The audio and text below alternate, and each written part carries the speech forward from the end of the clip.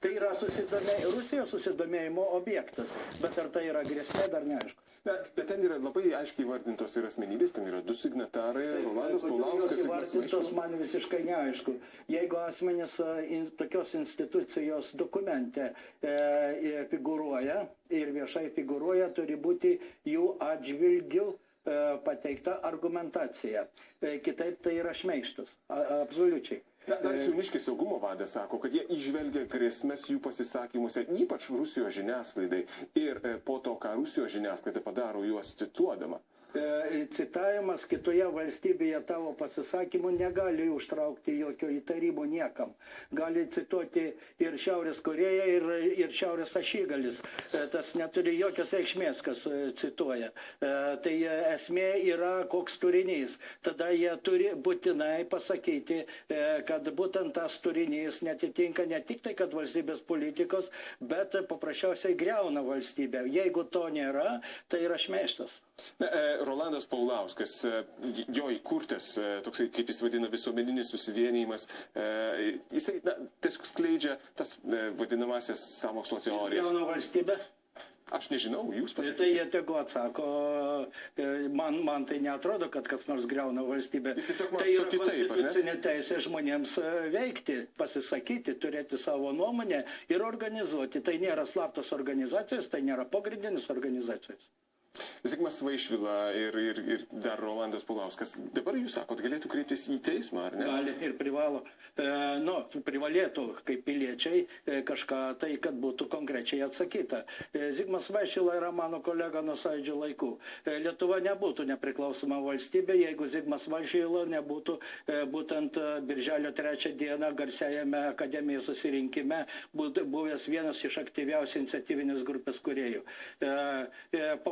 Rolandas Paulauskas vienas pirmųjų pareiškė praktiškai apie idėją apie nepriklausomą Lietuvą, nepriklausomybės skelbimą. Ir tuo metu jo atžvilgiu buvo didelė reakcija. Reikia galvoti tiems, kurie rašo, ką jie rašo ir kokiais argumentais jie ką vadovaujasi. Bet saugumo vadas dabartinis sako, kad jis jokių būdų nesistengia nuvertinti jų indėlio į Lietuvos nepriklausomybę. Jeigu nesistengia nuvertinti, tegu galvoja, ką daro.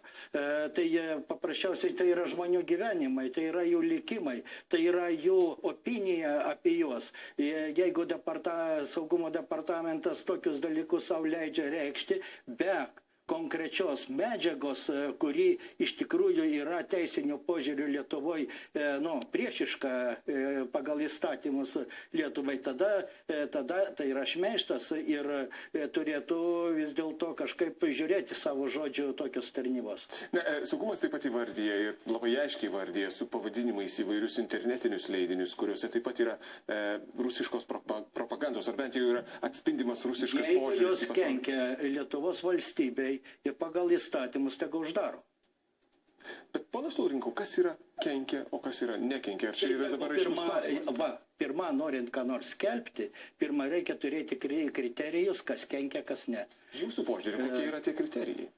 O mano požiūriu yra aiškus, arba tai yra pagal įstatymus. Jeigu kviečiama sukilti, jėga nuversti valdžią, jeigu, kitaip sakant, laikoma, kad Lietuvos valstybė, kas politika yra, kitaip sakant, ji gali būti kritikuojama. Aš manau, kad tai yra nedraudžiama kritikuoti nei užsienio politikos, nei vidaus politikos, nei politikos kitais klausimais. Šalies esmė, ar ne? Tai ne tik esmė, pagrindas yra.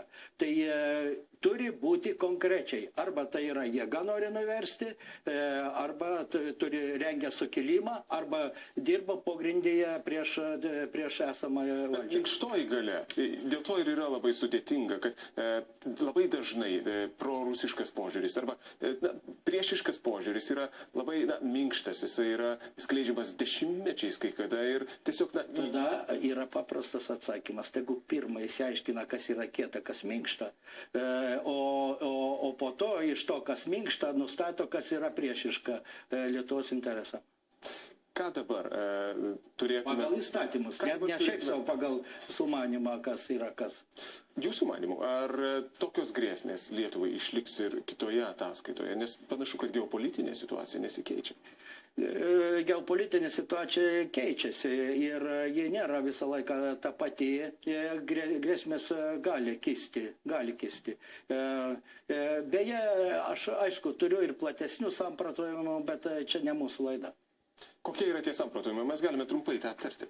Mane labai nustebino kova su terorizmu, kokia yra iš tikrųjų Lietuvos pozicija. Tai pagal ataskaitą parašyta labai keistas sakinys yra, kuris mane tiesiog, jeigu jis bus išverstas, aišku, į kitas kalbas, tai labai nustebins daug ką. Koks yra šis sakinys, mano suvokimu? Sakinys yra toks, kad yra nerima kelia, kad dabar kova prieš terorizmą ir skiriamas jam dėmesys nustelbs, užgoš Lietuvos pasirišimą gynybai prieš Rusiją. Kodėl tai kelia nerimą? Tai jų reikia paklausti. Labai keistas dalykas, labai keistas sakinys.